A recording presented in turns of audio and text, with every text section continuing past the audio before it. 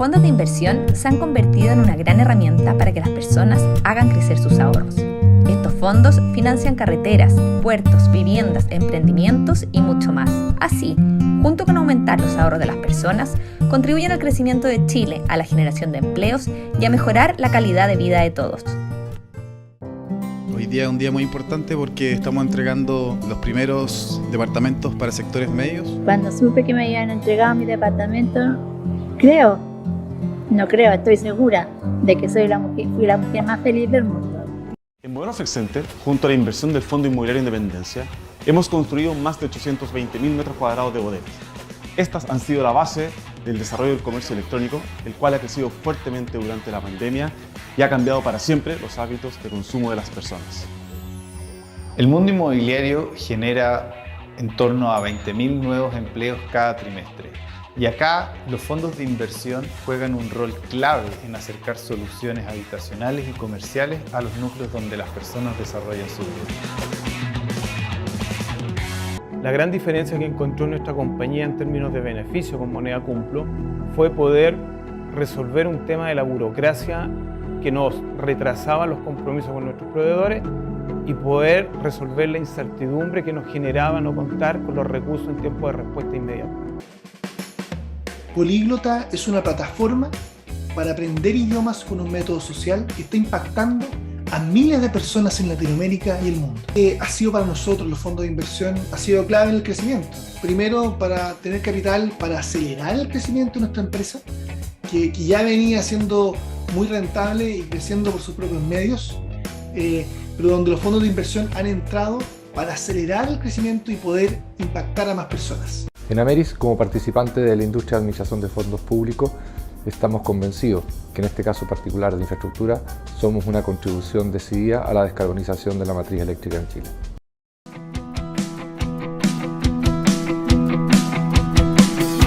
En Finsa AGF invertimos en energías limpias, generando un importante aporte a nuestra matriz energética. Nuestro fondo de inversión Rockbridge Solar Energy es capaz de abastecer a 35.000 hogares, evitando la emisión de 144.000 toneladas de CO2, equivalente a 1,8 millones de árboles por un periodo de 10 años.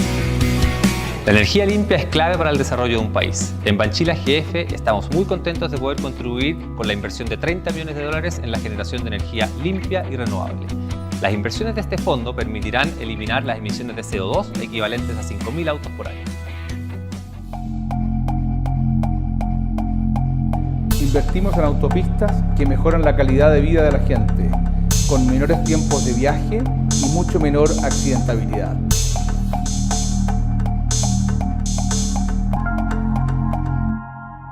Hola a todos los que están entrando a nuestra primera charla informativa de este 2023.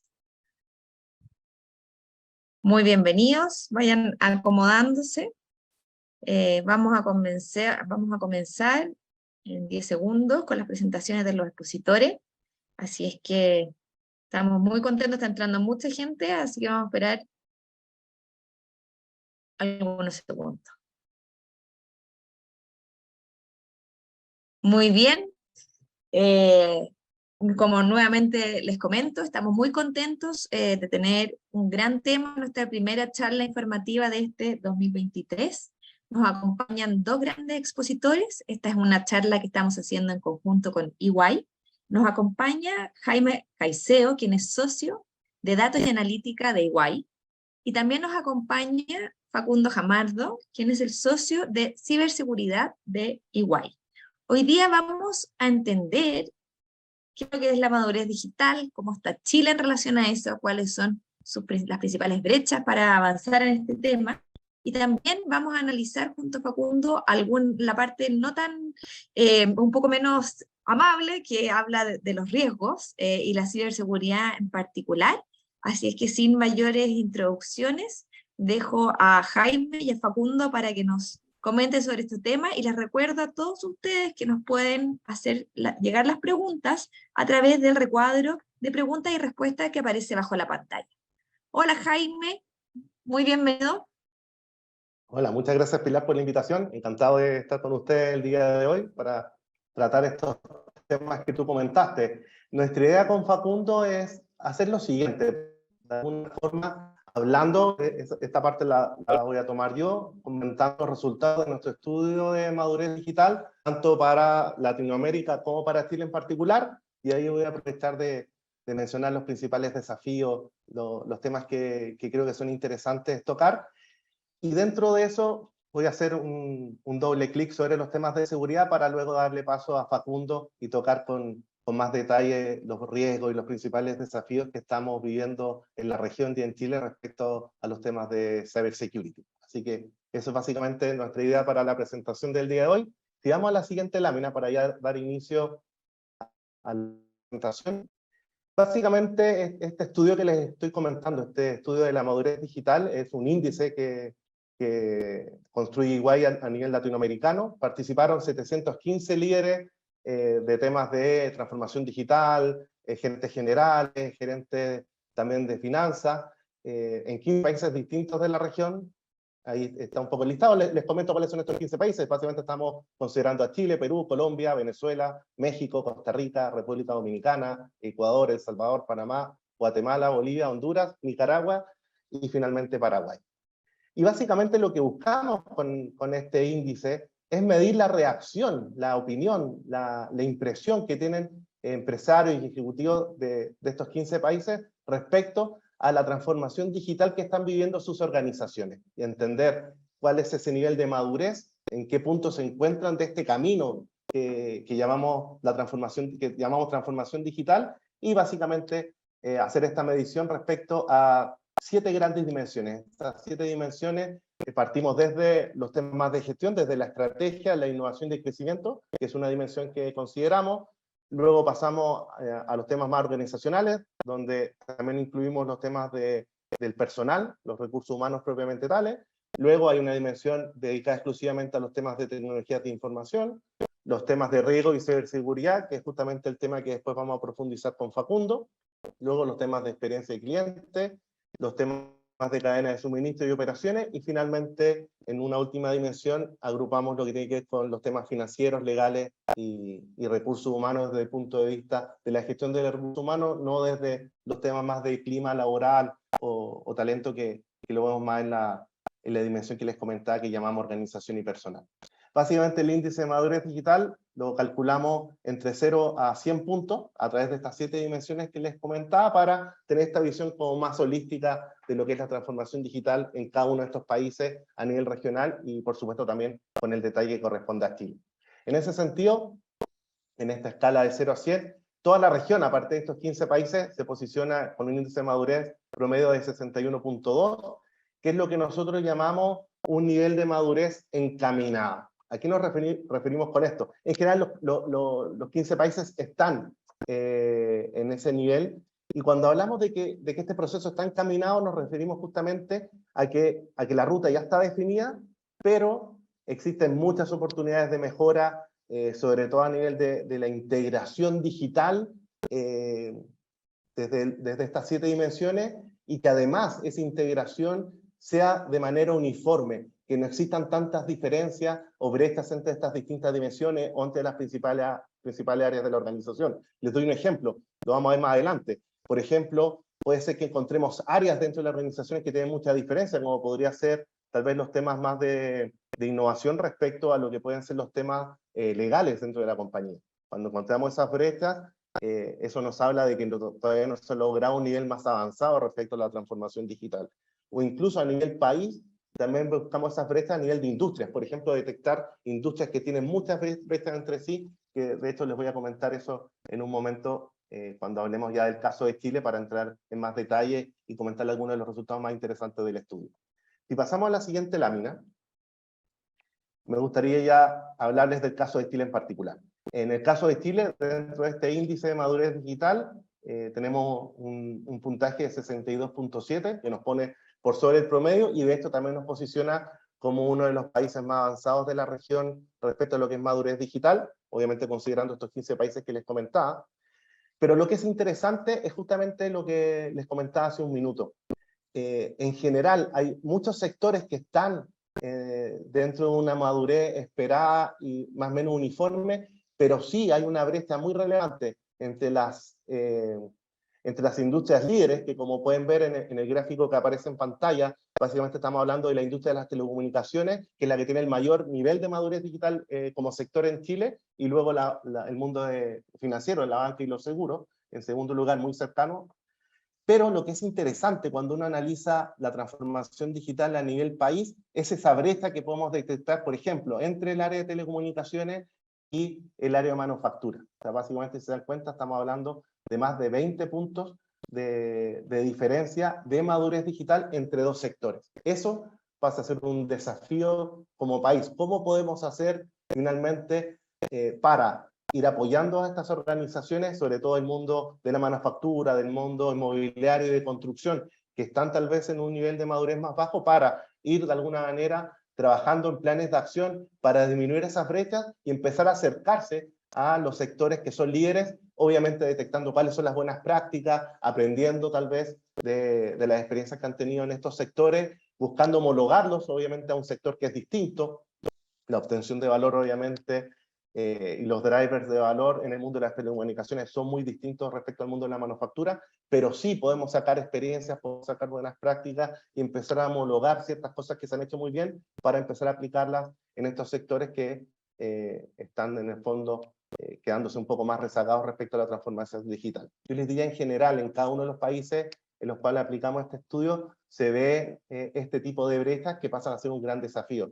Los países desarrollados, cuando nos comparamos contra ellos, vemos menores brechas en ese sentido. Los países que están más avanzados en transformación digital a nivel como de industria completa, han dado pasos bastante interesantes en ir disminuyendo esas brechas y encontramos niveles de madurez más similares, más homogéneos que en los casos que, por ejemplo, presentamos acá, y en particular este que estamos viendo de Chile, que como les comentaba en un comienzo, me gusta presentar esto porque ya nos habla de algunos desafíos y nos permite llevarnos un panorama general de lo que estamos viviendo en Chile en este minuto.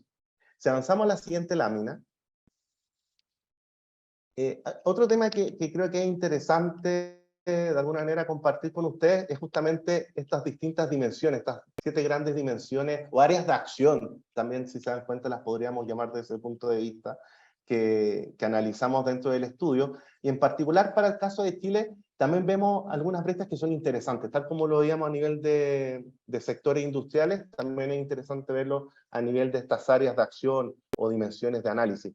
En ese sentido, el área que se presenta con un mayor nivel de madurez, y no es extraño que sea así, sobre todo porque estamos incluyendo la innovación dentro de esa dimensión, es justamente el área de estrategia, innovación y crecimiento, es donde vemos el mayor nivel de madurez digital dentro de las empresas que participaron en el estudio dentro de Chile, y de alguna forma también es interesante la brecha que se puede observar respecto al área o las áreas de acción que están un poco más rezagadas, que en particular es justamente el mundo de las finanzas, las áreas legales y de recursos humanos en general. Ahí encontramos otro desafío interesante de ir disminuyendo esas brechas. Y también me gustaría destacar tal vez 2 elementos que nos van a acompañar en lo que resta de la presentación, que es justamente lo que pueden ver ahí como en la mitad de esta tabla. Por un lado, todo el mundo de riesgo y ciberseguridad, que está en la medianía, por así decirlo, de estas áreas de acción, con un índice de madurez que es positivo, es alto, dentro del contexto del estudio, con 63.3. Y el otro que es interesante también, porque dentro de las prioridades, vamos a ver más adelante otros de los resultados del estudio, una de las principales prioridades, o la principal prioridad que está movilizando la transformación digital dentro de las organizaciones, según todos los ejecutivos y empresarios que participaron de este estudio, es la experiencia de cliente. Entonces ya empezamos a encontrar cosas interesantes, a pesar que es uno de los principales motores que está impulsando la transformación digital en las organizaciones, presenta un índice de madurez digital menor respecto a otras áreas de acción. Entonces también es un elemento interesante, desafiante, y algo donde tenemos que poner el ojo a la hora de observar estos elementos y trabajar respecto al proceso de transformación digital en las distintas áreas de acción y las distintas industrias. Si seguimos avanzando en la presentación, quería compartir con ustedes tres resultados que me parece también interesante dado el contexto de lo que estamos conversando. Y en ese sentido, obviamente no puedo dejar en una presentación de este tipo dejar de comentar lo que tiene que ver con la pandemia, todo el periodo pandémico que nos ha tocado vivir, y cómo esto también de alguna manera ha acelerado digitalmente a las compañías. Le preguntamos a estos 715 ejecutivos si consideraban el año pasado si los efectos de la pandemia continúan acelerando el plan de transformación digital en su organización, y por ejemplo en el caso en Latinoamérica el 62%, en el caso de Chile un poquito más, 65% de estos ejecutivos y empresarios afirmaban que sí, la pandemia aceleró su transformación digital y la sigue acelerando en distintos ámbitos de la organización. En ese sentido, esto viene, más allá que sea una percepción, que sea una opinión, que sea una visión, viene de alguna manera a confirmar los distintos estudios, las distintas opiniones, no solamente en Latinoamérica, sino a nivel global, del impacto positivo que podemos entender que tuvo la pandemia desde el punto de vista de ir acelerando ya como una necesidad la transformación digital en distintas organizaciones por todos los cambios que trajo consigo la pandemia desde el punto de vista de las formas de trabajo, de las formas de trabajar y también de la manera de vivir. Eso es indudable, y este tipo de estudios viene a confirmar también estas distintas hipótesis de trabajo que teníamos antes de contar con estos estudios. Otra cosa que es interesante, que la pongo en la misma línea, a pesar de esta visión de que esto se está acelerando, de que esto sigue siendo muy relevante para la organización y cada vez lo va a tender a hacer más, les preguntábamos lo siguiente a estos ejecutivos. ¿Hubo cambios en el presupuesto del año 2022 destinado a proyectos de transformación digital en su empresa? Y el 53%, tanto en Latinoamérica como en Chile, ahí se dio el mismo resultado, si lo vemos a nivel regional como a nivel local para el caso de Chile, 53% nos indicaban de estos ejecutivos que el presupuesto ha aumentado o aumentó para el año 2022. Entonces, muy interesante, porque por un lado tenemos que el 65% de las empresas en Chile siguen acelerando su plan de transformación digital, pero solamente el 53% lo aumentó. Entonces, ahí vemos también un espacio interesante que se abre de empresas que pretenden o quieren seguir acelerándolo, pero manteniendo los mismos niveles presupuestarios para esto. Entonces, de alguna forma, eso es interesante y abre también el debate, el análisis, que después si gustan en el espacio de preguntas abiertas podríamos profundizarlo si así alguien lo quiere o le es de interés. A mí en particular me llama mucho la atención y presenta también un desafío bien interesante para el futuro. Y finalmente lo último que quería en este recuadro compartir con ustedes, que otro resultado que me parece muy interesante, es el nivel de satisfacción. La pregunta era la siguiente: ¿se encuentra satisfecho con los resultados, avances o logros obtenidos por la transformación digital en su empresa? Y si vemos tanto el nivel muy satisfecho y el nivel satisfecho, podemos concluir que el 72% de los encuestados para el caso de Chile está satisfecho, muy satisfecho con los resultados obtenidos por la transformación digital en sus organizaciones. Lo que viene de alguna manera a confirmar que se están haciendo bien las cosas en Chile, los resultados por parte de los tomadores de decisión están siendo positivos, se están viendo cambios que están impactando en forma positiva los resultados de la organización, y eso a todas luces es una visión positiva y tenemos que, yo creo, ponderarla desde ese punto de vista. Ese era otro elemento que quería compartir con ustedes. Si seguimos a la siguiente lámina, y aquí como para ir también redondeando algunos elementos, tal vez más desde el punto de vista de la gestión y de los desafíos que están surgiendo en este camino, en este proceso que llamamos transformación digital. Un resultado que coincide tanto para la región como para Chile. Me pareció interesante también compartir con ustedes este resultado. En el caso de Chile es 45% y en el caso de Latinoamérica el 43% de los participantes nos indicaron que es el directorio, la gerencia general, la que lidera los procesos de transformación digital, tanto a nivel regional como a nivel de Chile, con un 45%.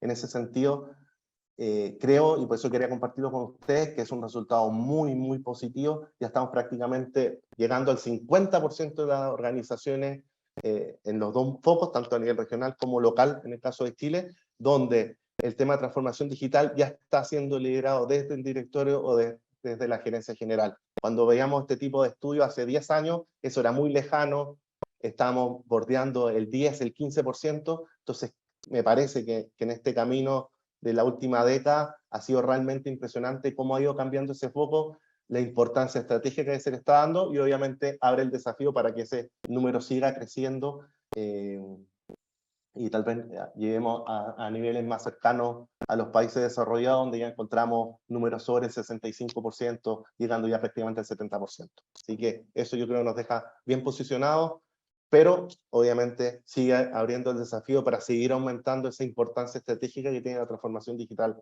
dentro de las organizaciones modernas. Y otro elemento que quería compartir con ustedes son básicamente cuáles son las principales razones por las que las empresas se están transformando, se transformó digitalmente, y ahí encontramos dos elementos muy interesantes. Por un lado, la simplificación y eficiencia de los procesos, y por otro lado, también la exigencia del cliente y la necesidad de entregarle más valor. En ese sentido, es interesante cuando lo comparamos contra otros elementos. Por ejemplo, la competencia no es un factor tan relevante. En ese sentido, yo creo que lo que se comentaba hace tal vez una década de la necesidad de que la transformación digital tenía que impulsarse para no quedarse rezagado respecto a la competencia, tener una ventaja competitiva importante, hoy en día no es el principal motor. Lo que están haciendo los competidores no son el principal factor determinante para iniciar iniciativas de transformación digital, sino más bien es la búsqueda de eficiencia, es simplificar los procesos, es la exigencia del cliente de brindarle un mejor servicio, los elementos que realmente están acelerando y impulsando la transformación digital. Así que otro elemento que yo creo que es interesante compartir con ustedes en esta presentación. Si seguimos avanzando, y ya con esto ir redondeando esta parte y generar el vínculo con la segunda parte que nos va a presentar Facundo, me gustaría compartir con ustedes las áreas prioritarias y las limitaciones o desafíos que estamos enfrentando a nivel tanto regional como nacional en la implementación de iniciativas de transformación digital. En ese sentido, el área que se considera más prioritaria a la hora de iniciar o potenciar elementos de transformación digital es hoy por hoy, tanto a nivel regional con un 50% como a nivel local de Chile con un 53%, la experiencia del cliente. Es el área prioritaria, es el área que está impulsando, de hecho va muy acorde a los resultados que veíamos en la lámina anterior, de satisfacer esas necesidades del cliente a través de una experiencia distintiva, una experiencia distinta, una experiencia digital. Pasa hoy por hoy a ser el principal motor que está impulsando la transformación digital en empresas chilenas, pero me parece sumamente interesante poder compartirlo con ustedes. En ese sentido, y tal vez vinculándolo también como un elemento a conversar con Facundo en la segunda parte, si pueden observar ese primer gráfico, encontramos que los temas de riesgo y ciberseguridad están en el último lugar de las prioridades. Y eso también es un elemento que queríamos compartir con ustedes, con una pregunta que quiero dejarle formulada a Facundo en la siguiente lámina y de alguna manera darle continuidad a esto, y también que a ustedes les vaya haciendo sentido por qué quisimos de alguna manera generar esta presentación donde estamos hablando inicialmente de transformación digital y luego queremos hacer el doble clic en una profundización respecto a los temas de riesgo y ciberseguridad. Y ya para ir terminando esta parte, como les comentaba, también quería compartir con ustedes un resultado que me parece sumamente interesante, que son las principales limitaciones que estamos detectando, o a juicio de estos ejecutivos, 715 ejecutivos en 15 países de la región, ven como las principales limitaciones a la hora, o que se presentan con mayor frecuencia a la hora de iniciar un proyecto de transformación digital.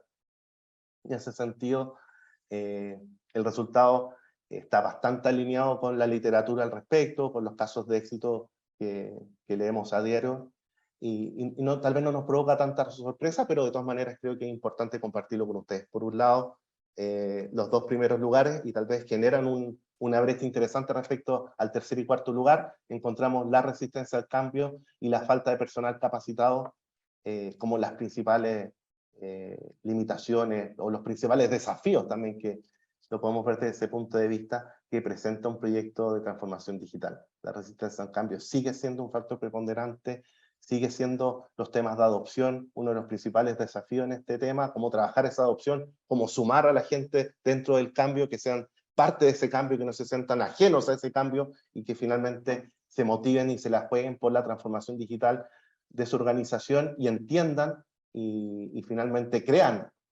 fielmente en que esto realmente no es solamente algo positivo para sus organizaciones, sino que es algo positivo para ellos, para cada uno de los colaboradores de una organización, y cómo va a facilitar su trabajo a futuro, cómo les va a permitir hacer las cosas en forma más rápida, en forma más eficiente, cuando uno tiene y aporta una mirada digital.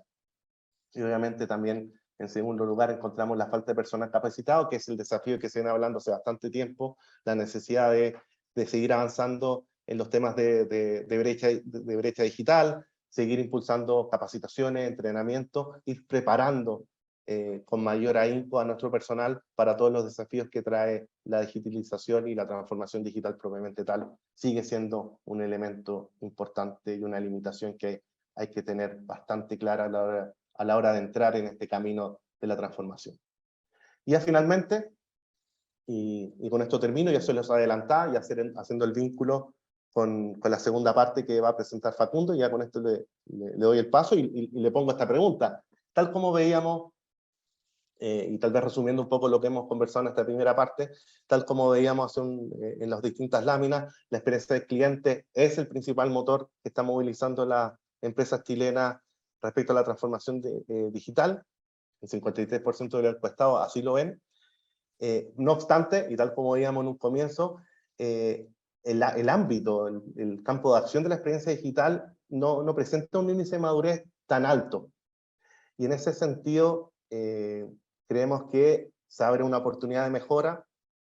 Hay que seguir trabajando los temas de experiencia, hay que ir incorporando distintos elementos, en particular, y tal como me presentaba Pilar al inicio, yo estoy a cargo del área de datos y analítica de EY Chile. Creemos que los datos y la analítica son un motor fundamental para seguir apalancando y seguir impulsando los temas de experiencia de cliente en distintas industrias. Por lo tanto, se abren oportunidades de mejora muy interesantes considerando estos nuevos elementos, incluso incorporando elementos vinculados a la inteligencia artificial o elementos similares.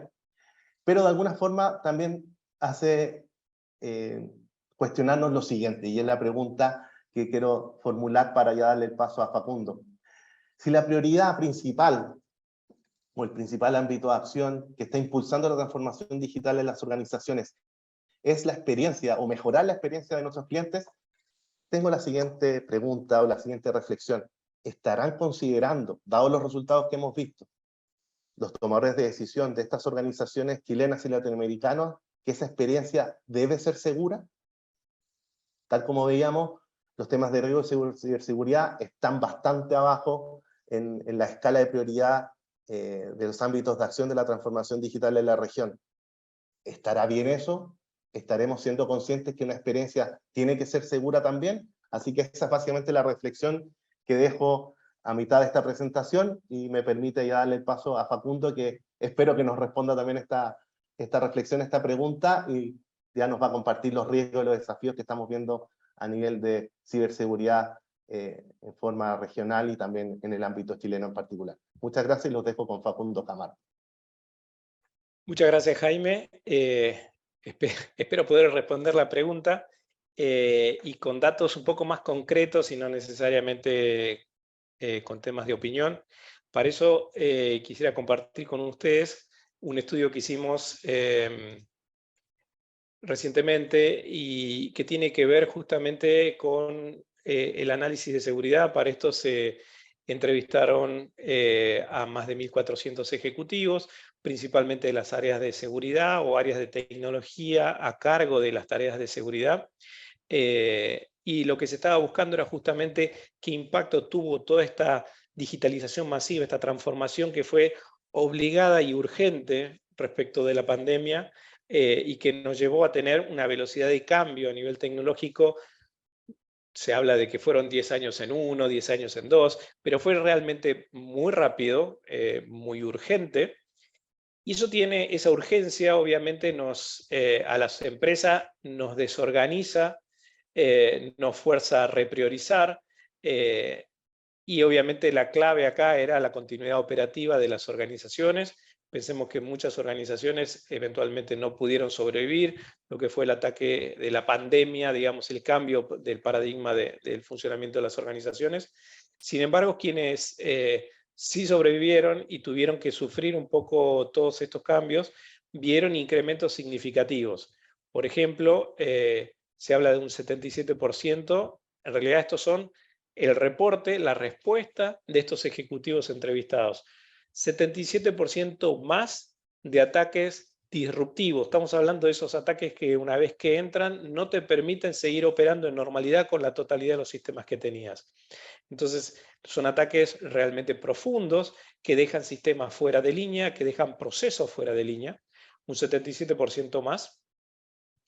Y a la vez, y luego de estos ataques, estas organizaciones, estos referentes de las organizaciones, el 43% plantea que está con algún nivel de preocupación, o muchas o pocas, pero están preocupados, en tener la capacidad, ¿sí?, esa habilidad para responder si ese ataque vuelve a ocurrir. ¿Cómo lo pueden llegar a controlar para que no sea tan disruptivo, tan profundo, o que dañe o afecte la información o la operación de la compañía? Y en esa línea también más de la mitad planteando que las defensas eventualmente no tienen hoy la capacidad para detener o disuadir o hacer que no tenga el impacto que tuvo el ataque previamente. Y esto está asociado mucho a los temas de inversión, tener el personal adecuado y haber tenido toda la infraestructura preparada de antemano, ¿no? Por otra parte, y esto yo creo que es súper importante y está particularmente explotado o abusado dentro de los últimos 2 años, es los riesgos que pueden haber en la cadena de suministros. Y esto tiene que ver con todos los proveedores que pueden ayudar a que mi empresa siga operando, tanto el que me atiende digamos, el soporte técnico, un proveedor que me da parte de los insumos con los que yo opero, un proveedor que me tiene el hosting de las aplicaciones que yo uso o que me da directamente otro servicio que yo integro dentro de los servicios propios de mi organización. Todo eso es la cadena de suministros y esa cadena de suministros se integra a nivel de ciberseguridad con la mía, porque si ese proveedor tiene un problema de seguridad, finalmente termina impactando en mi continuidad operativa o eventualmente, y aún peor, lo que tienen las organizaciones es una interconexión de muchas partes de los sistemas propios de la organización con los del proveedor externo. Pensemos que si me maneja el stock, si me maneja los requerimientos de compra, si es un portal de e-commerce que me llegan los requerimientos de compra. Yo tengo todo en interconexión y si ese proveedor no maneja la seguridad con la misma seriedad, profesionalidad, nivel de inversión, etcétera, que lo hago yo dentro de mi compañía, una afectación en ese proveedor termina impactando también en mi organización. Y esto los atacantes lo saben. Y de repente ocurre que tenemos organizaciones con niveles de seguridad más robustos, que el atacante sabe que es más fácil atacar a un proveedor que sabe que está conectado con el objetivo final, que atacar directamente a la empresa que es objetivo final. Entonces hace un bypass para tratar de entrar. Y esto ha sido claramente uno de los vectores de ingreso que permitieron muchos de los ataques que llegaron a ser disruptivos durante los últimos 2 años. Y por último, un poco lo que nos comentaba Jaime, la mayoría de los ejecutivos, el 58%, planteó que la velocidad con la que se ejecutó la transformación digital no permitió aplicar todos los controles de seguridad que hubieran aplicado de acuerdo a sus metodologías y a sus capacidades propias, que lo harían normalmente si no hubiese existido toda la urgencia de la pandemia por transformación digital. Es decir, si me dabas más tiempo lo hacíamos mejor. Como no tengo ni tiempo ni los recursos para hacerlo en la velocidad que lo están requiriendo, se empiezan a tomar atajos. Y esos atajos van dejando puertas abiertas, que son las que los atacantes utilizaron con resultados, llamémoslo, muy exitosos para el atacante, pero bastante dañinos para las organizaciones, y lo hemos visto en los últimos 2 años. Ahora, entrando un poco más en detalle, lo que nosotros estamos viendo es que nos reportan que hay desafíos presupuestarios. Si hubiesen tenido mejor inversión, un 36% plantea que hubiesen podido frenar un ataque. Y esto tiene que ver en capacitación para el personal, tener más personal o tener una infraestructura que eventualmente no sea tan antigua. Esta encuesta está hecha para organizaciones de todo tipo y por todo el mundo, y aquí tienen en azul los números globales y en amarillo los números específicos de Chile. Para que se den una idea, hubo 31 organizaciones que participaron de Chile específicamente, así que el número es bastante representativo. Y hay organizaciones que van desde los bancos, la minería, la manufactura, el retail, telecomunicaciones, etcétera, ¿no? Pero hay pocas empresas que tienen más de 50 millones de dólares anuales de gastos en ciberseguridad, y el grueso está en el orden de entre los 500.000 dólares y el $1.000.000 anuales. La gran mayoría de las organizaciones están ahí. Este monto obviamente tiene que, o se distribuye de acuerdo a la prioridad y a lo que más les duele a las organizaciones. Sin embargo, hoy lo que se está planteando, aprovechamos y hicimos una pregunta adicional para ver cuán de acuerdo están con el enunciado de si el presupuesto es menor al necesario para gestionar los desafíos que ellos vieron en los últimos 12 meses. Y tenemos que hay un casi 40%, y es bastante parecido el valor global que el valor específico de Chile, que está de acuerdo con esto. Es decir, tienen limitaciones presupuestarias. Es verdad, todos estamos trabajando con limitaciones presupuestarias. Sin embargo, hay que tener en cuenta que si eventualmente los proyectos, y esto un poco lo comentaba Jaime, si los proyectos tienen un presupuesto predefinido para todos los temas de gestión de cambio, implementación tecnológica, desarrollo, adecuación de procesos, es importantísimo que desde la misma concepción del proyecto también estén considerados los temas de control y seguridad. Porque vamos a ver un poco más adelante, justamente lo que pasa es que los tiempos en los que llegan son eventualmente más tarde. Otra cosa que también estamos viendo, y esto tiene que ver con la globalización, y la transformación digital acelera la regionalización o la globalización de las organizaciones, teniendo eventualmente tecnologías que dan soporte a nivel regional. Entonces, eventualmente pensemos en un retail que tiene el mismo sistema de e-commerce en Chile, Argentina, Brasil, Colombia, México, Estados Unidos, y utilizan la misma infraestructura, el mismo equipo de gestión y soporte, el mismo equipo de compliance, etc. Ahora, pensemos que en cada uno de esos países existen marcos regulatorios distintos. Y les pongo un ejemplo que es bastante visible. Los temas de privacidad y protección de datos personales. Si ese mismo e-commerce opera en Europa, le pega lo que es GDPR. Si opera en Brasil, le pega la ley, la LGPD, que es la Ley de Protección de Privacidad brasileña. Si opera en Argentina hay una norma particular, Colombia hay otra, y en Chile hay algo que se viene que va a ser bastante parecido a la europea. En Estados Unidos, dependiendo del estado, pueden tener distintos requerimientos. Ahora, un responsable de seguridad, un responsable de compliance, cuando tiene que dar cumplimiento a todas estas regulaciones con un único sistema, con información que va fluyendo a través de todos los países, es un desafío gigantesco, y eso es lo que normalmente llamamos esa fragmentación regulatoria. Entonces, cuando preguntamos si a nivel general la regulación ordena el comportamiento para que las cosas funcionen mejor, los responsables de seguridad piensan que en general es más un sí, tal vez están ahí en una indecisión, pero es más sí que no. Entonces la regulación de alguna manera guía qué es lo que se está haciendo, pero luego hay que cumplirla. Y esa es la parte más desafiante que vemos hoy por hoy para los responsables de seguridad. Y por otra parte, cuando empezamos a ver cuáles son los impulsores del gasto, ese gasto que veíamos en la slide anterior, la mayoría de los drivers siguen siendo la reducción del riesgo y el cumplimiento de estas regulaciones, ¿sí? Hay otros que tienen que ver un poco más con potenciar el negocio, pero justamente como lo comentaba Jaime, fíjense que recién en el caso de Chile solo el 6% ve que la inversión está impulsada de alguna manera, la inversión en ciberseguridad está como un impulsor de los negocios, solo el 6%. Y ahí es donde empezamos a ver cuál es el rol de la seguridad en las organizaciones que tenemos hoy.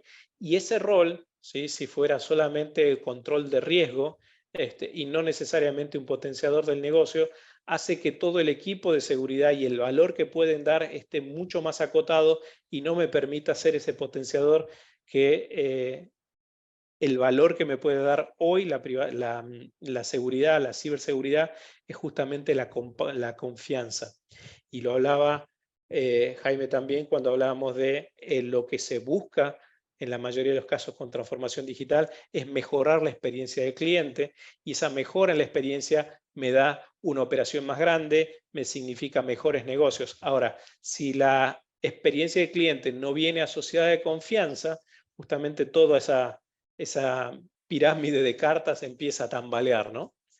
Ni les digo lo que pasa cuando eventualmente un nuevo portal, un sitio de e-commerce, un home banking, un nuevo portal de empresas, tiene un incidente, un hackeo donde todos los datos son comprometidos o donde no le permiten operar más. Toda la confianza de la operación empieza a tambalear. Y por último, y en relación a nuestro estudio de ciberseguridad, y uno de los temas que creo que es clave dentro de esta transformación, tiene que ver con el rol del responsable de seguridad, este CISO, donde la mayoría de estos responsables de seguridad durante los últimos años manifiestan que las iniciativas, sobre todo las de transformación digital, no los convocan desde el minuto inicial, es decir, los convocan cuando ya terminó la planificación, ¿sí? Y yo les pongo un ejemplo. Si vamos a pensar que vamos a tener un nuevo esquema de e-commerce, una nueva solución que me permita funcionar de esa manera, y la solución de manera inicial considera riesgos, proveedores, partes tecnológicas que tienen un riesgo embebido y ya termina la etapa de planificación, solucionar ese riesgo en las etapas posteriores es mucho más caro y lleva mucho más tiempo y eventualmente me obliga a volver a las etapas de diseño y planificación. Por eso es que nosotros cuando preguntamos en qué momento en general convocan a los responsables de seguridad, vemos que en general ya cuando la planificación terminó, hay muy pocos, en el caso de Chile solo el 10%, la gran mayoría están en el diseño, y hay algunos que entran después, cuando ya la solución está construida o en el proceso de construcción, la implementación, etc. Lo que se pierde, todo el valor que se pierde de no haber incorporado seguridad en la planificación inicial es gigantesco y me significa un impacto posterior en tiempo y en dinero. Y les dejo algunos otros casos, algunos otros datos más que son interesantes.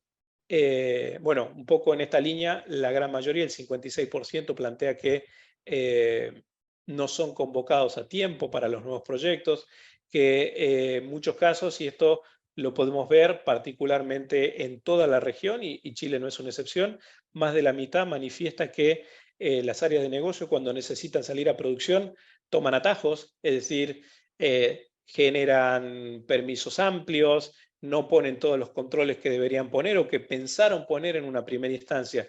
Todos estos atajos son puertas abiertas para los atacantes a nivel posterior.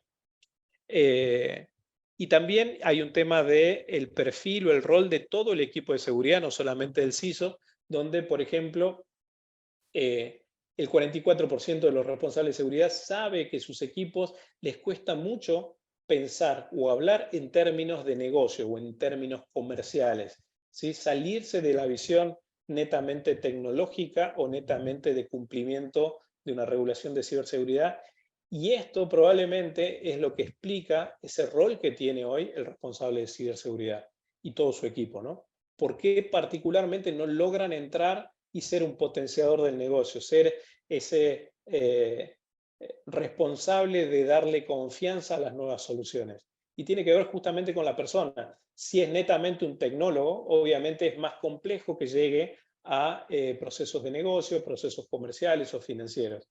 Entonces es importante tratar de desarrollar o tener una persona que tenga un rol más amplio, obviamente teniendo y delegando temas más tecnológicos, más de cumplimiento, más de desarrollo, etcétera, dentro del equipo, ¿no? Pasando un poco a cómo lo estuvimos viendo en los últimos años, y acá aprovecho, la gente de Information is Beautiful saca unos diagramas muy buenos. Si ustedes se fijan lo que pasó en los 2 años de pandemia, cómo venía la cantidad de ataques ransomware, el tamaño de los círculos estos tiene que ver con el tamaño de la organización. Había ciertos ataques, en el 2017 hubo algunos importantes, WannaCry fue muy famoso, pero si se fijan, en el 2018 y 2019 bajaron significativamente y hubo una explosión en el 2020 y en el 2021. Esto claramente se explica por la pandemia, por tener gente que no estuvo totalmente capacitada trabajando desde sus casas, en tener equipos que sacaron a producción sistemas que me permitían tener continuidad operativa sin todos los controles de seguridad. Todo eso fueron dejando ciertas puertas, ciertas ventanas que los atacantes aprovecharon para entrar a los sistemas, robar la información y luego encriptarlas para pedir un rescate por esa misma información. Es significativo el ataque, el nivel de cantidad de ataques y todavía no lo actualizaron, pero durante el año 2022 la cosa no mejoró para nada. De hecho, va empeorando la cantidad de ataques ransomware que de alguna manera son disruptivos porque no me permiten que mis sistemas sigan operando, que los portales sigan andando y que yo disponga de la información. De hecho, tenemos clientes que tuvieron que reconstruir la información, volver de los papeles el registro en papel a digitalizarlo para poder recuperar sistemas porque fueron totalmente irrecuperables después de un ataque de ransomware. ¿Y qué es lo que buscan normalmente los atacantes? Hoy por hoy, y un poco lo hablábamos antes, es afectar la privacidad de las personas. La información claramente vale oro y esa información, si se fijan, tiene que ver con direcciones de contacto, datos personales de las personas, digamos, de los clientes, de los usuarios, de los pacientes, dependiendo de un poco qué es lo que sea la industria en la que ustedes están. Tener las contraseñas para tratar de utilizar y acceder más a la información de esas personas. Y por otro lado, si se fijan, la información que tiene que ver más financiera a nivel volumen es menor. La información de salud, hay algunos casos puntuales donde hubo grandes volúmenes de información robada, pero son mucho más puntuales. Y la información que ya es mucho más sensible, que tiene que ver con estrategias, está en otro nivel. El grueso de lo que hoy tenemos en los ataques, el objetivo claramente son los datos personales. Así que piensen, quienes trabajan con sistemas que manejan millones de clientes, millones de pacientes, sepan que hoy esos sistemas son el target principal de los atacantes, ¿no? Y por último, y para cerrar, para dejar algún tiempo para preguntas, comentarles un poco cómo está funcionando el qué, el por qué, el cómo de todos estos ataques para que ustedes puedan visualizarlo y tratar de aterrizar estos conceptos dentro de sus infraestructuras particulares, ¿no? Y empezando un poco desde abajo a la izquierda, el qué normalmente, y les diría durante los últimos 2 años principalmente, tuvo que ver con qué infraestructura se atacó. La mayoría de las empresas transitaron el camino de la digitalización, sobre todo hacia la nube. La nube tiene particularidades de tecnología que no son las mismas que tenían con la infraestructura on-premise. Estas particularidades tecnológicas, si son mal gestionadas, son una puerta gigantesca para acceder a toda la información que está dentro de la nube, y los atacantes lo saben. Los procesos de desarrollo ágiles permiten que yo tenga versiones que van iterando y van madurando y van evolucionando, pero me permiten salir a producción rápidamente. Ojo que salir a producción rápidamente sin controles es entregar rápidamente el control de mi información y de mis sistemas a un atacante. Así que tienen que incluir controles mínimos. Y las tecnologías nuevas que están de alguna manera haciendo un cambio disruptivo, como el 5G, que me permite interconectar casi todo lo que existe o que tenga capacidad de interconexión. Los dispositivos inteligentes, ya sea en OT para infraestructuras industriales, como lo que tiene que ver con IoT, y que nosotros estamos empezando a ver mucho más volumen de infraestructuras de tipo IoT en ciudades inteligentes, en sensores que están en todos lados, en las casas que tenemos las cámaras, las alarmas, el control de la puerta, el control de la temperatura.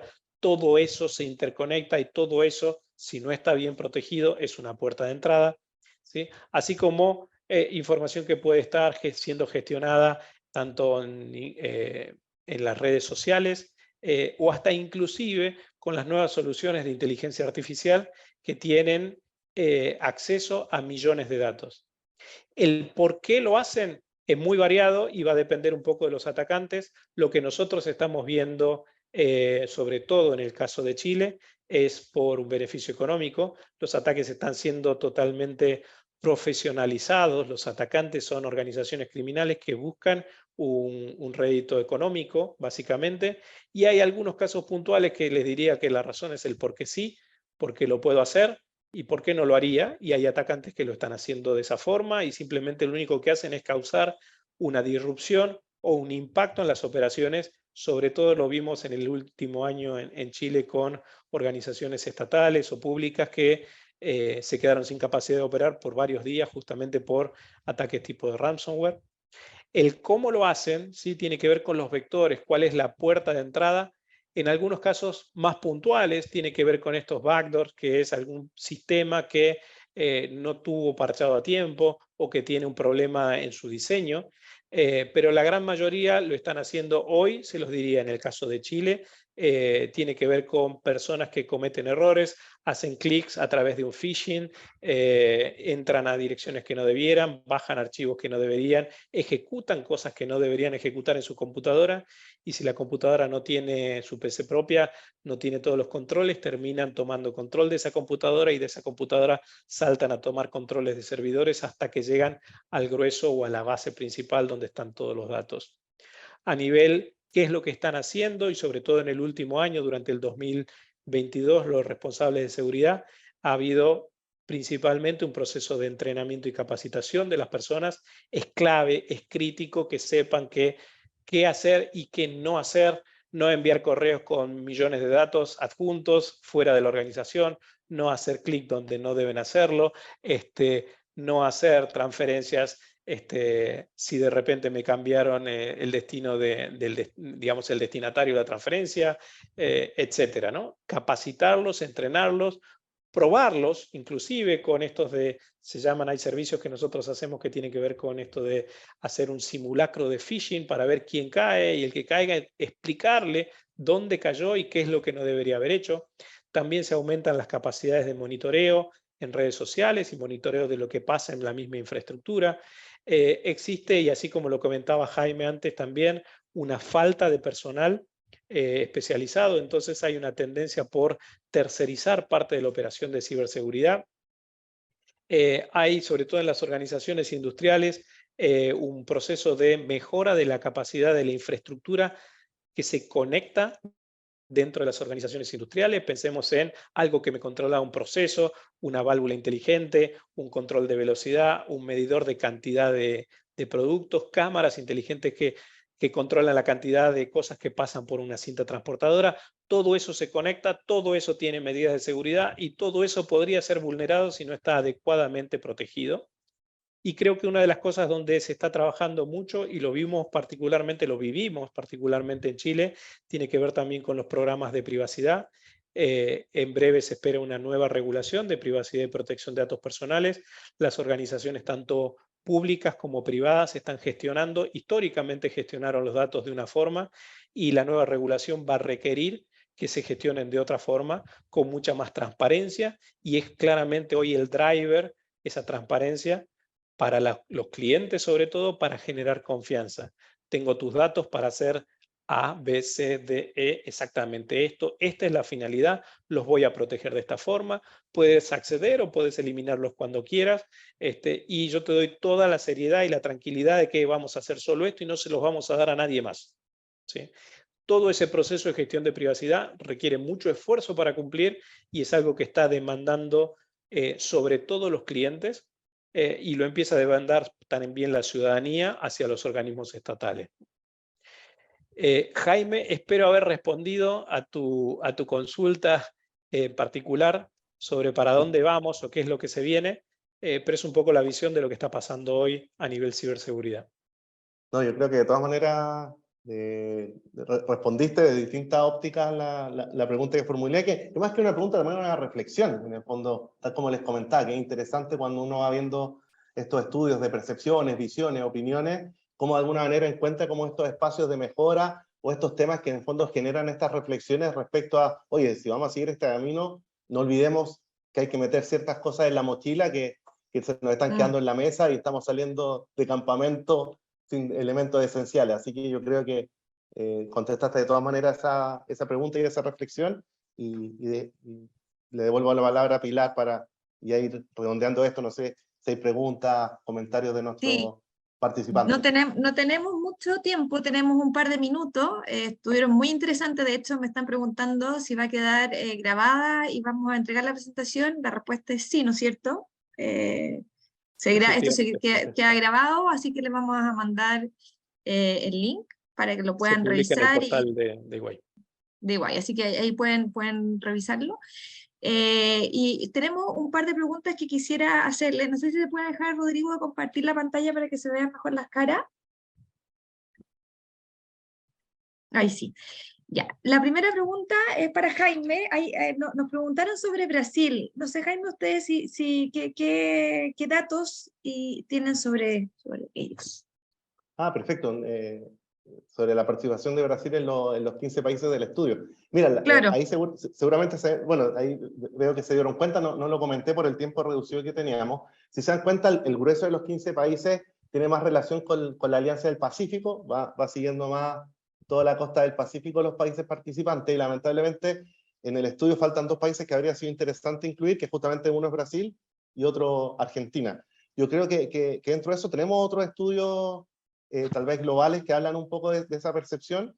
En ese sentido, en general lo que vemos tanto en Brasil, dada que la pregunta es Brasil, vemos niveles de madurez digital bastante similares a lo que encontramos en Chile, pero están más acentuadas las brechas que conversamos durante la presentación. En Brasil encontramos brechas más relevantes entre ciertos sectores industriales, al igual que en Chile es en el mundo de las telecomunicaciones y las finanzas, donde encontramos los mayores niveles de madurez digital, un mayor avance en la transformación digital, y lo mismo ocurre a nivel de las áreas de acción, de las áreas que componen la organización. También encontramos brechas que son relevantes. En ese sentido, si lo comparamos con Chile, podríamos concluir que Chile tal vez tiene 2 o 3 pasos adelantados respecto a Brasil, respecto a ir disminuyendo esas brechas que conversamos, pero dentro del contexto regional es un gran desafío a nivel regional ir disminuyendo esas brechas cuando nos comparamos con los países también del primer mundo. Eso tal vez como para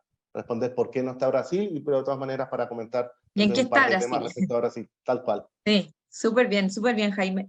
Facundo, hay una cifra que me llamó la atención que dice que el 56% no está seguro de que se estén aplicando las medidas correctas de ciberseguridad. Y también destacaste tú el tema de la privacidad, que es la principal preocupación. Entonces, vemos que hay mucha preocupación, tanto en la cantidad de gente preocupada y los temas preocupados. ¿Qué ves tú que se está haciendo, porque lo mencionaste, pero me gustaría profundizar en ese tema, para resguardar la privacidad de estos ataques? Mira, hay varias cosas. Uno a tener en cuenta es, y de hecho la nueva regulación en Chile lo requiere, y tiene que ver con, para proteger los datos personales, yo tengo primero que saber dónde están, y eso parece simple, pero es extremadamente complejo. En las organizaciones, si no tienen un plan para sistemáticamente saber cuáles son los sistemas, cuáles son los procesos, cuáles son los proveedores y los terceros que participan. Pensemos que los datos se están moviendo todo el tiempo. Una vez que yo tengo más claridad de dónde están los datos personales, empezamos de acuerdo a cada una de las tecnologías o a la realidad del proceso, ver si tienen que seguir estando ahí, y si tuvieran que seguir estando ahí, aplicar los controles que hagan falta. Hoy por hoy, y de hecho uno de los indicadores establece este gran desafío, que tiene que ver con las tecnologías que están cambiando todo el tiempo. Entonces, los controles que tengo hoy, eventualmente dentro de 6 meses, no son completamente vigentes, porque la tecnología subyacente que manejaba esos datos, esos flujos de datos personales, va cambiando. Hoy eventualmente lo tenía en un sistema A, mañana pasó a un proveedor en la nube, pasado son 3 proveedores en la nube. Entonces tengo que tratar de entenderlo y aplicar esos controles, porque en última instancia soy yo y mi organización los que tomamos la responsabilidad de proteger esos datos. Yo y mi organización son los que dijimos, pon tus datos en este e-commerce, te vamos a dar todo, te entrego las cosas en menos de 1 hora, dime dónde vives, dime qué quieres, dime todo esto, y si quieres me dices parte de tu estructura, y si tienes animales, y te hago promociones para la comida del perro o la del gato, etc.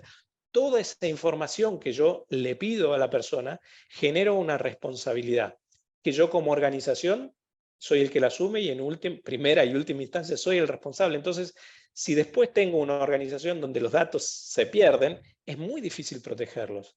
Entonces, hay una demanda, yo creo que vamos a estar todo este próximo año y probablemente los siguientes, tratando de tener mejor control, saber dónde están, empezar a protegerlos y asumir que es algo que no puede fluir tan así libremente, sino de forma controlada, ¿no? Oye, ¿quieres complementar con algo, Jaime? Sí, de hecho estaba pensando que esto es un punto súper interesante porque además une de alguna forma el mundo que lidera de ciberseguridad Facundo y el mundo que lidero yo desde el punto de vista de los datos y de la analítica. Y es por lo siguiente, todos los temas de privacidad, de seguridad de la información es uno de los temas fundamentales que trabaja el equipo de Facundo. Y por otro lado, los temas más de estrategia de datos y de gobernanza de datos los trabajamos más desde el mundo de datos y analítica. Pero justamente en tu pregunta donde se unen los dos mundos, y de hecho tenemos varios proyectos ya trabajando en conjunto, donde hay que responder a esta reflexión que pone Facundo sobre la mesa. Oye, ¿dónde están los datos? Hay que categorizar esos datos, hay que trabajar con esos datos, hay que nombrar responsables de esos datos. Todo ese mundo lo trabajamos muy en conjunto. Oye, yo creo que aquí viene una pregunta que, para cerrar, porque ya estamos en el tiempo, una pregunta también que es para análisis de los dos. Mencionaron que la resistencia al cambio siempre se entiende, pero la falta de personal calificado, sobre todo lo que decía Facundo, que lo de hoy día, ya mañana va a estar añejo, ¿cómo se puede avanzar en ese tema? ¿No es algo de corto aliento? ¿Debiesen las empresas también tener alguna responsabilidad en ir capacitando al personal adecuado? ¿Cómo ven este gran problema? ¿Tenemos una urgencia? ¿Tenemos un problema real? ¿Y qué sugieren ustedes como para solucionarlo? ¿O por dónde debiésemos avanzar en ese sentido? Yo, por mi parte, contarte que está un último estudio de personal, no hablemos de responsables, todas las personas de ciberseguridad en América, hasta el año 2022 había 600.000 puestos que estaban vacantes. La falta es grande, es significativa. Obviamente los países que lideran esta demanda son Estados Unidos, Canadá, México y Brasil, pero en el resto de los países existe en esa misma proporción. Y las organizaciones claramente tienen hoy la obligación de entrenar a su personal y también participar en el proceso de entrenamiento de nuevos profesionales, ya sea lo hagan a través de pasantías, ya sea que trabajan con las universidades en la formación. Nosotros tenemos ahí una relación muy fuerte tratando de ayudar también a los chicos en el desarrollo. Tenemos personas que dan clases en distintas universidades, pero justamente tratar de acercar para acotar esa brecha entre los que están viviendo hoy en las trincheras y los chicos que quieren empezar a involucrarse en esto. Hoy a nivel tecnología, y ahora le paso la palabra a Jaime, tenemos esta realidad donde seguridad no es ninguna novedad, es un caso realmente preocupante, ¿no? Sí, no, completamente de acuerdo con lo que comenta Facundo. Tal vez para complementar también lo que él ya ha comentado, por un lado tenemos tal vez este primer problema que es el mundo de la formación de las universidades, donde tal como dice Facu, uno revisa distintos estudios a nivel global, incluso nacional, y la formación de profesionales, tal vez en los dos ámbitos que a nosotros nos competen, en el mundo de la ciberseguridad y el mundo analítica propiamente tal, nos está dando abasto la formación de profesionales para toda la demanda que existe hoy. O sea, ni siquiera estamos dando abasto con la demanda actual, menos con la demanda futura. Y eso tiene mucho que ver con lo que están tomando como responsabilidad algunas universidades, tanto internacionales como en Chile, tomando este tema, preocupándose de este tema y tal vez aumentando los cupos de ciertas carreras que están siendo muy, muy demandadas hoy en día en el mundo y lo van a seguir siendo a futuro. Yo diría que ese es un primer campo de acción que es interesante. Y el segundo tiene que ver con la segunda parte de tu pregunta, Pilar, que es como la responsabilidad que toman las organizaciones. En ese sentido, hay saber en distintos caminos. Hemos visto casos, de esto lo hemos trabajado nosotros también como Iguay, de temas de reconversión laboral. Gente con ciertas capacidades, empezar a orientarlo hacia elementos tal vez más vinculados a la transformación digital. es posible, hemos tenido éxito en ese ámbito, hay iniciativas súper interesantes en Chile como Laboratoria, que apunta justamente a este punto, y nosotros lo estamos apoyando también como EY Chile. Y por otro lado, yo también diría que es muy importante el tema de la conciencia y el cambio de mindset. Yo creo que eso es fundamental. Se habla mucho de los temas de digitalizarse propiamente tal, de disminuir las brechas digitales, pero hoy en día incluso eso ya tiene un doble clic. Por ejemplo, en mi ámbito de acción, hoy hablamos de data literacy, de generar alfabetización digital en datos, conocer más acerca de los datos y empezar que los distintos colaboradores de una empresa puedan responder a la pregunta que hacía Facundo hace un rato. ¿Dónde están los datos? ¿Quién es el responsable de los datos? ¿Qué valor le aportan los datos a mi organización y a mis labores en particular? ¿Cómo se hace eso? Ese tipo de cosas están muy en boga en este minuto, y como les digo, no solamente hoy en día hablamos de alfabetización digital, ya estamos incluso entrando en el detalle de los distintos pilares de lo que hoy entendemos como digital. Oye, muchas gracias. Tengo miles de preguntas más, pero ya estamos en el tiempo. Yo creo que da como para pensar en una segunda charla en algunos meses más, que probablemente vamos a tener novedades al respecto, porque este mundo es muy dinámico. Facundo y Jaime, les agradezco muchísimo sus exposiciones de hoy, también al equipo de EY que nos estuvo apoyando con la parte técnica hoy día. Como les comentaba a todos, yo les mandaré la lista con los asistentes, quienes vinieron, y con el link de la charla en los próximos días. Muchas gracias también a todos los que nos acompañaron, y que tengan una buena tarde. Nos vemos. Muchas gracias a todos por la invitación. Hasta luego.